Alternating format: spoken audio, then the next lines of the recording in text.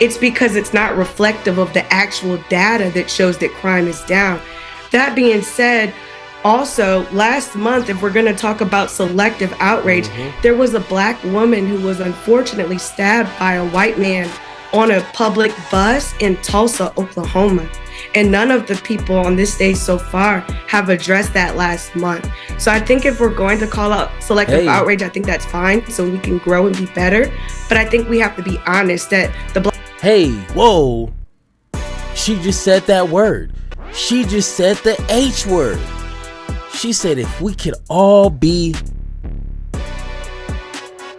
honest, if we could all be honest about this conversation, then we might be able to get somewhere.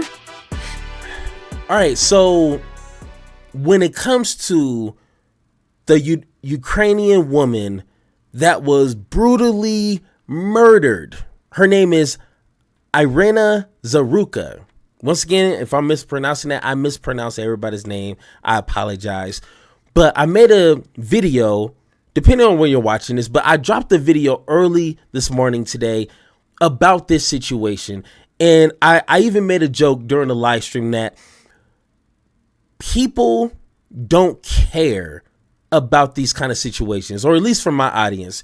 And I knew this video wasn't going to get millions of views and none of this, and it didn't. It struggled getting views, but when I do my content, I do it for myself. I do it because I want to let people know how I feel about X and Y and Z subject. And even if it doesn't get a lot of views, at least you can look back in my catalog and be like, oh, he's been consistent on X, Y, and Z because here he is talking about this. So it is an importance of me making sure that I speak out on situations like this. But if you listen to Republicans today talk about this event, this tragic event that happened, you will swear up and down that it's some sort of conspiracy from all news media, because Fox News didn't cover this 18 days ago. No other right wing media platforms covered this 18 days ago. They're just now reporting on this within the last 4 or 5 days, maybe, even if that. So once again, if we're being honest, this wouldn't be the conversation we're having now. If people were being adults in a conversation, the main focus would be, hey, this guy literally had mental health issues. Doctors claim that, his mama claimed that, his friends and families claim that, he even talking to himself. So if we were having real conversations, that would be the central point of any conversation. But of course, like I said in my last video, and I will just make it short here so we can get into the debate here. We live in a country where if you can politicize something to bolster your argument, to bolster your political party or your arguments, you're going to politicize it. And Democrats do the same thing. When George Floyd died, what did Nancy Pelosi do and all these other weirdos out there? Remember the picture where they knelt down on the Senate floor wearing the African garments, kneeling down? No, stop it. We know you're just playing us just to try to get some votes. So we know at the end of the day, let's not kid ourselves.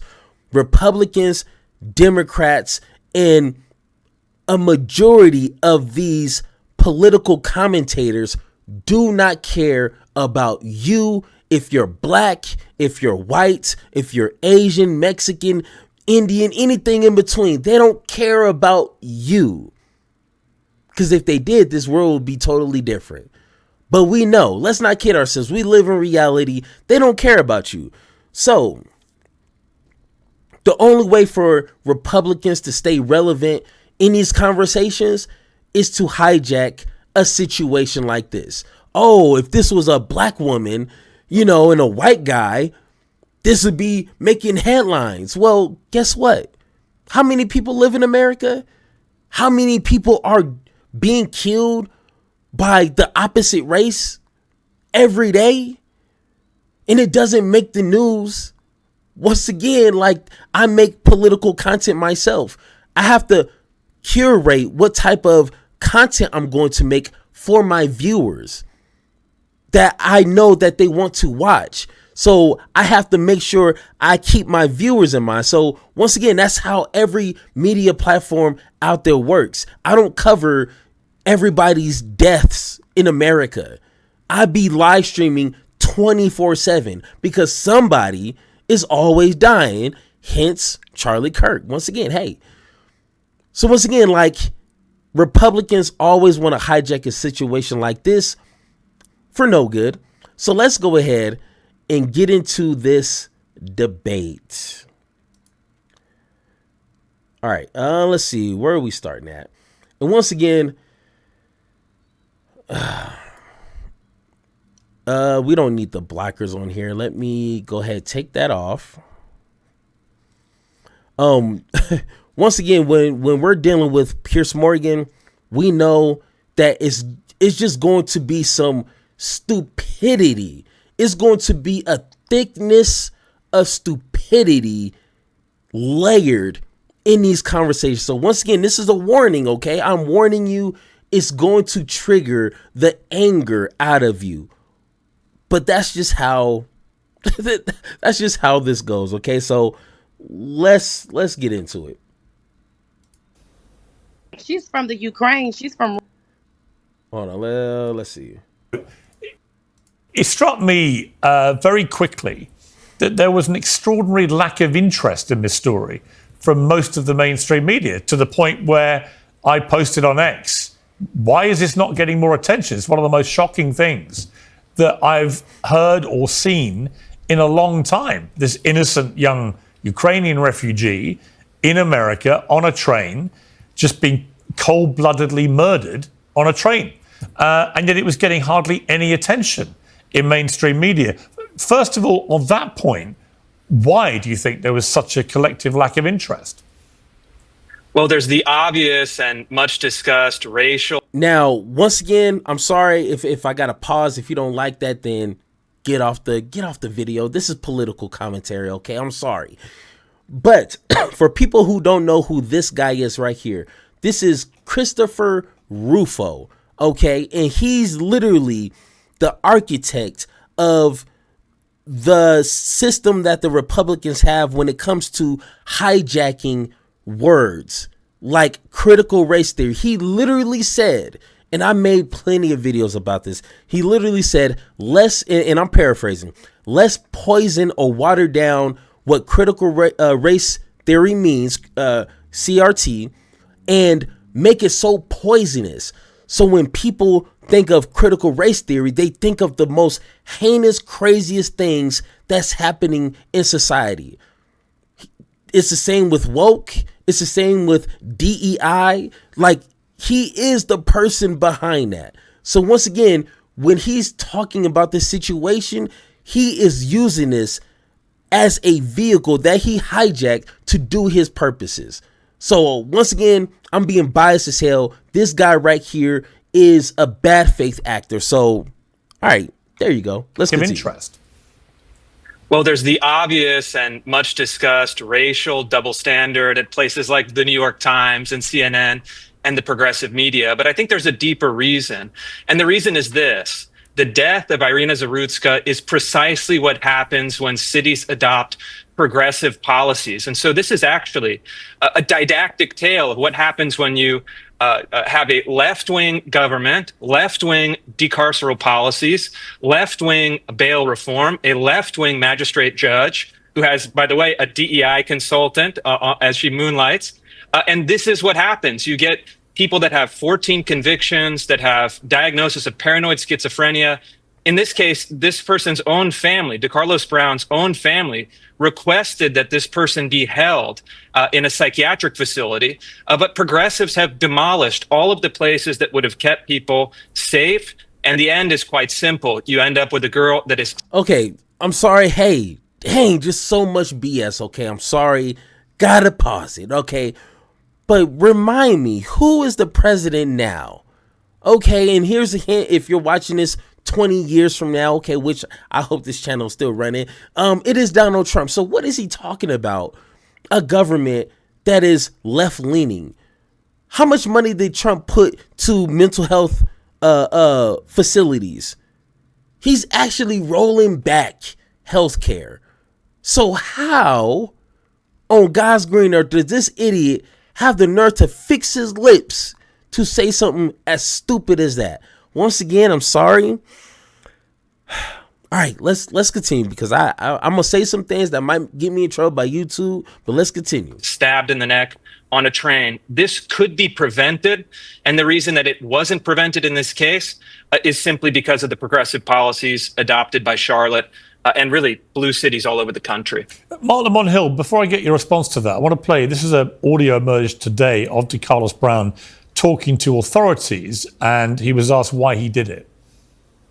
She's from the Ukraine. She's from Russia. And, you know, they got a war. They had a war going on against the United States. So I'm just trying to understand, out of all people, why her? It ain't, I don't have nothing. They just lashed out on her. That's what happened. They lashed out on her. Whoever was working the material, they lashed out on her.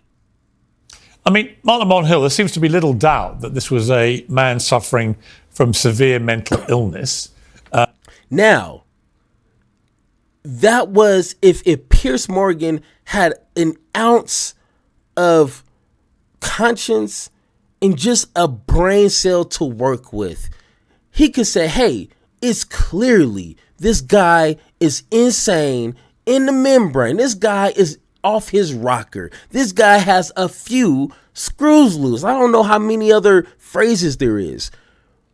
But then why would you sit here and try to hitch your wagon to say this guy actively attacked this woman because she's white? This guy's crazy. He probably attacked her because he probably thought she was an alien out of anything. So I'm just curious, like, they keep hinting at this. Yeah, this guy was mentally ill. Okay, got you. But we need to base our entire argument off this one guy's perspective. Why are we doing that? We're having this entire discussion off of a mental crazy person. Okay, but hey, if this gets the clicks and views, then I guess it's worth it, huh? Okay. That much is evident in the horrific act that he committed of murdering this innocent girl. But the fact that he had been convicted 14 times and was still allowed to just be freely operating on trains in any way he saw fit to then be potentially able to commit this crime, that is a scandal. I mean, you may not agree with Christopher Rufo's characterization of it all being a left-wing problem that's created this, but it is a scandal that somebody like that was out free in that mental condition with that number of convictions, isn't it?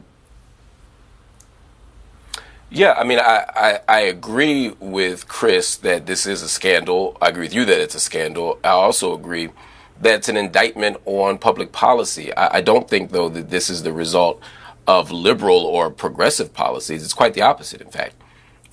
Unfortunately, for decades now, we have divested from mental health resources. We shut down mental institutions, mental homes, mental hospitals. We take out resources for drug treatment and rehab, and we criminalize everything. And so if we had invested in housing, if we'd invested in healthcare, et cetera, we would have the structures and systems necessary to deal with someone so that they don't have to use the subway as a homeless shelter. We could deal with someone whose own family is saying, please give this person some support. If the only thing you have is a hammer, everything looks like a nail. And in this country, the only thing we have is hardcore right-wing policies that try to criminalize everything. And the reason, finally, that this isn't a story or hasn't been a national story, I don't think it's the racial angle of it as much as I think there are clear winners and losers. You know, when you and I debate, and you and I debate a lot, Piers, about these stories, it's often it's often debatable because an issue is debatable because we're asking, for example, if someone's getting choked out on the subway, is the rider correct to put the chokehold on, or is or should we be siding with the person who's doing harm on the train? If it's George Floyd, we're debating it because we want to know whether or not the police went too far, but they do have the right to use some kind of force, but did they use too much force? And here, no one debates that the guy was wrong. No one debates that she was an awful, awful victim of an awful circumstance. And I think that's why we don't see more conversation about it, because it's not sexy. It's just an awful, terrible story to I feel great sympathy for. Well, it shouldn't. And once again, if you're operating in good faith, if you are being honest with yourself, what Marc Lamont said just right there makes completely sense. This is not an argument. You can show this to anyone and everyone, and 9 times out of 10, you might get that one weirdo or that one Piers Morgan and be like, oh yeah, this is because of the color shoes you were wearing. Like, no. Most people are going to look at this and be like, hey, this guy deserves to be in prison for life, and this young woman didn't deserve to die. I mean, pretty simple. There's no argument about that. But no, of course, leave it to Piers Morgan because he needs the clicks. He needs the views, and leave it to conservative commentators to try to make this something that they can hitch their political whack-ass wagon to, so they can try to get some traction. Because the only way that they can get voters is by fear-mongering. Oh, look at the black folks. They're killing all the white people. You see what I'm saying? So once again, like, this wouldn't be a conversation because this is pretty cut and dry. No one's arguing that the black guy's innocent or the black guy didn't do it. Like, no, there's no argument here. So, but yeah, we get it. Got you. Clicks and views. Doesn't have to be sexy, should it? I mean, I would ask you, Mark, you lambasted Charlie Kirk in 2020 online. You said you tweeted nothing about what should happen to the officers who killed George Floyd. White supremacist capitalist logic values property over black people. But I could throw back the same thing at you and say, we did a little check and we couldn't find anything that you'd posted about the murder of this Ukrainian woman on a train at the hands of a black man. And the criticism would be that, by not saying anything about this, even as it was raging around on social media, you're making a calculated decision that you don't care very much about this. And the critics of you would say that is a racial calculation you're making, that when it was George Floyd and it was a white policeman who was committing a heinous crime, I make no pretense about that at all. I said it at the time and believe it now. But when it was that way round, then you were absolutely steaming in on anyone who wouldn't share your view about it and wanted to be publicly very clear about that. Piers But on Morgan. this, it was like it hadn't happened. Yeah, I think there's a far more accurate and less interesting answer for that. And the truth is, I didn't hear about the story until recently. And I heard about the story because of the right-wing, vocal right-wing people who were saying, hey, you guys are ignoring this for good reason, or you guys are ignoring this because of a racial agenda. But this story was everywhere. And then we began to talk about it. Hang on, Mark. This story was everywhere. You're a journalist. You're a journalist. You're all over everything, right? Yeah. The idea that you weren't aware of it at all for 3 days. Come on. It's me you're talking to. All I can do is give you the honest answer. And the honest answer is I didn't actually track the story until I started hearing complaints about the story not being covered. And then I did cover it. But I'm saying on the first day, I didn't know about it. Second day, I didn't know about it. That's the honest answer. But if you also look at my record, and I'm sure you did this because you're a devoted journalist, you know that I've covered many stories of white people who've been harmed by black people. I've covered many white people who've been who've faced the death penalty. I've covered white people who were shot by police, unarmed white people who were shot by police. But my problem here with this, all right, but Mark, my problem with this story, in the way that it's played out, is that it's so easy and so lazy for people to ignore the story in the mainstream media, as they did for several days, completely ignore it, and then only report it through the prism of all these right-wing hate bangers are trying to play the race card with this story, and that's why we're now doing it, which is what they've been doing. I saw some headlines in Literally, That is what they're doing. Once again, I didn't even know this story until a few days ago.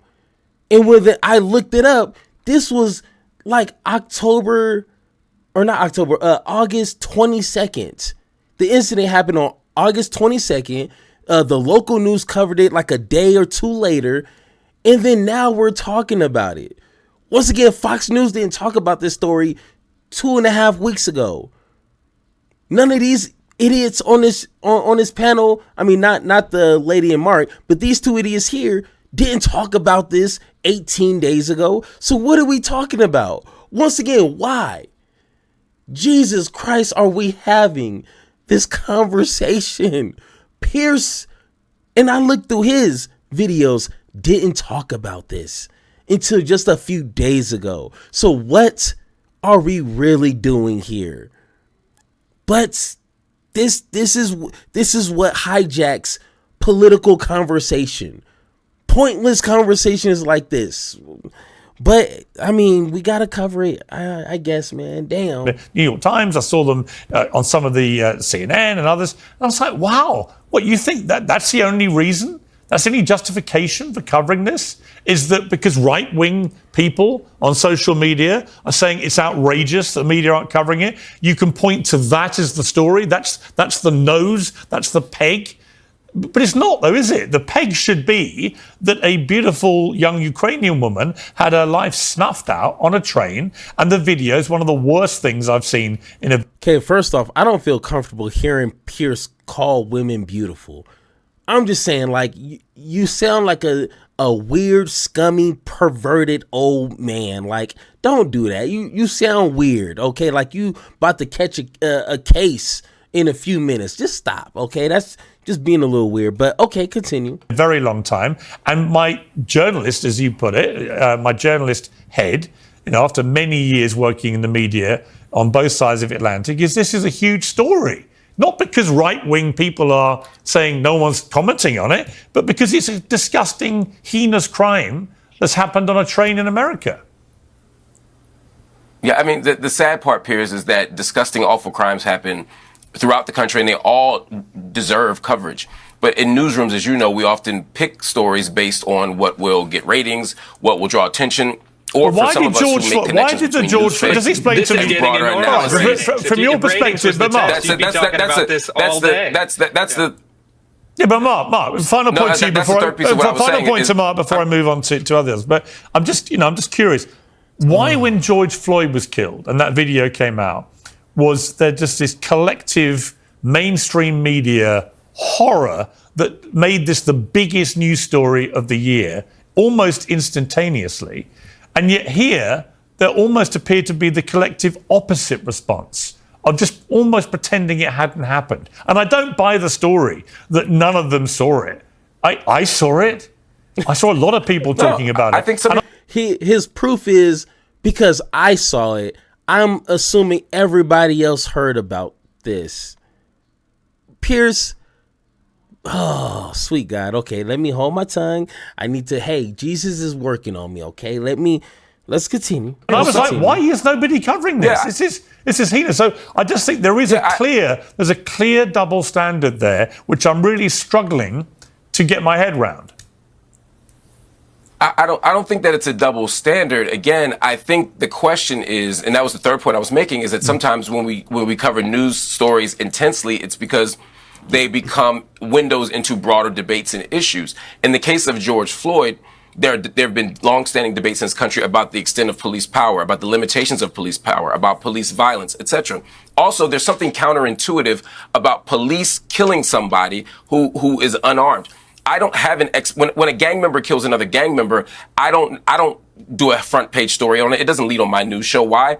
Because one, it happens a great deal and it's awful, but it happens a great deal of time. How many innocent young women? How many innocent young women are stabbed to death on a train? Let me finish the sentence. I have no expectation of a gang member protecting and serving me. I do of a police officer. So it becomes a counterintuitive and dramatic story. In this case, I am horrified that this woman was.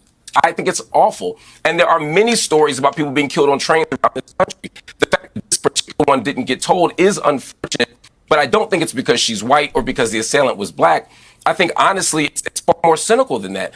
I think that people don't care, and often newsrooms pitch to what people care about, and people like sexy stories. They like counterintuitive stories. They like stories of corrupt power, and this isn't one of those things. Wow. Now, wow, Piers Morgan, please shut up, bro. Like, let's be honest. Okay, I have a YouTube channel. I've been doing this for 2 years. Trust me. You can ask people in my Discord who's been with me for these years. I struggled dealing with creating content that I know people are not interested in. And when you're playing with YouTube or these algorithms, you need to cater to what people want to watch. That's why I cover a lot of debates, because people are intrigued with the debating. And I get it. But just like yesterday or this morning or whenever you're watching this, I made a story about this young lady being killed. I gave my 2 cents and it barely got any traction. Unfortunately, that's just how humans work. If they don't want to watch something, they're not going to watch it because it's not intriguing to them. So why is Piers, who's within this media, acting like he don't know? Like, it just boggles me. Like, if people on this panel were being genuine about this conversation, this debate would be like 10 minutes, 10, 15 minutes with commercials and ads, and it'd be over with. But no, these damn people. But let's continue. I mean, it is to me. And let me bring in... and it is cynical. Let me bring in Isabel Brown here. Because, to me... It is not a sexy story. Okay, first off, I don't really care about what this lady says. Honestly, she's just going to repeat what Rufo said. And to be honest, I don't got the time, okay? But what this young lady at the end said... Realize what had happened. You just... And then post a black square, and you saw our skin on their page media in Charlotte. You said after she was okay, no one jumped up to try and stop the bleeding. Right. No. Once again, I don't even know who that is. Don't really care. She doesn't make any good, credible points. She's just mimicking stupid things. No one held her hand and prayed with her in the last moments. We effectively removed our common humanity from society. Shame on us. Now, I've watched this video. The whole thing is horrific, but I've watched the full extended sort of sequence of events. I don't think most of the people, if not any of them, really realize what had happened. Looking directly at what he did, you may have just thought they'd slightly collided as he got up and walked away. So I listened to her, and it was a black man who first came to her aid, as it turned out. So again, I don't think there was a racial component to the lack of assistance that she received. Mm-hmm. Oh, I totally agree. And I certainly understand the immediate shock, because this did unfold so quickly. And it even takes Irina 10 to 15 seconds to really fully understand what has just happened to her. The image that we see of her, it's provide that moment, horrible, evil. Response to the way this story has been covered by the media. Well, first of all, I would say that I also first heard about it actually from trolls online who made me aware of the story, and they were instantly telling me, why didn't you focus on this? Secondly, I would like to say that the stabbing itself was tragic, and I think that all of us should be sending condolences to her friends and family. I think it's essential to point out that some misinformation has been shared so far. Violent crime is actually down 31% in Washington, D.C., 29% in Baltimore, and 29% also in Charlotte, where this crime took place. So when we say that certain stories are being cherry-picked, it's because it's not reflective of the actual data that shows that crime is down. That being said, also, last month, if we're going to talk about selective outrage, there was a Black woman who was unfortunately stabbed by a white man on a public bus in Tulsa, Oklahoma. And none of the people on this stage so far have addressed that last month. So I think if we're going to call out selective outrage, I think that's fine, so we can grow and be better. But I think we have to be honest that whoa. She just said that word. She just said the H word. She said, if we could all be honest, if we could all be honest about this conversation, then we might be able to get somewhere. But of course not. Because let me tell you, when I press unpause, none of them is going to have an answer for why they didn't cover the story that happened in Tulsa, Oklahoma, of a black woman being stabbed by a white man. Once again, this wasn't like, oh my God, racism. Once again, I didn't see that happening. I don't see protests like they all keep saying, oh, if this was a black person, people be going crazy. And I didn't see that. Once again, we live in a huge country, and unfortunately, damn it, people kill people every single day. So why are we making this an anomaly? Why are we making this out the norm? Oh yeah, because Republicans have nothing else. Black woman who was stabbed last month, that luckily she survived. She was randomly stabbed by a white man. I don't tend to think of this as a racial story. That being said, the investigation needs to play out. If this is a hate crime, it should be acknowledged as such. There you go. That being said, FBI data shows that Black people are actually the group who are most likely victims of hate crimes in this country. And they're also the most likely to be wrongfully convicted of why homicide. would you be saying that? Why would you be saying that now? I mean, what relevance does that have? Because I think it's important. But what relevance does that... Oh, hang on. What because relevance, it's being cherry-picked, right? But in a way, you're playing a sort of crude form of whataboutery. Because actually, it's got I'm talking about reality. All these statistics, you're talking about have nothing to do with her death, right? It's nothing to do. Well, with it has to do with people saying that it's unsafe. People are saying there's a culture of unsafety, and I'm well, that's not. That's not what we're debating. I'm not debating about whether the crime statistics or this. So or you this. want to debate whether or not they paid attention to the story? What I'm curious about is why there was a collective refusal to treat this story with the same kind of magnitude that it deserved. Right, but that wasn't true. So I guess I can't. All I can do is be honest in my point, and I can show you on Twitter. The moment I found out is when someone responded to an unrelated post. I was talking about selective empathy because that's something that I talk about frequently. And they posted it and said, well, I didn't hear you say anything about this. And that's when I started to look into the story. Have you said anything about it now on X? Not yet, but I'm preparing a story. I wanted to investigate. But why haven't you said anything? I mean, with all due respect. Oh my God, Jesus Christ, with all due respect, hey, Piers Morgan, you're an idiot. With all disrespect, you know what? I don't care about the respect or anything like that. You're an idiot. If someone doesn't want to cover the story, they don't have to cover the story. That's simple. It may not be their audience type of video that they want to or watch. Once again, you're talking to other people, other creators out there. That's not how that works. Oh, you didn't talk about it. That means you don't care about it. No. There was a shooting in Colorado at a school that happened today. Don't hear no one talking about it. Do people not care about kids in Colorado? Should I email Piers Morgan like, hey, you didn't talk about the kids being killed here in my state in Colorado. You don't care about people here in Colorado. You see how ignorant that sounds?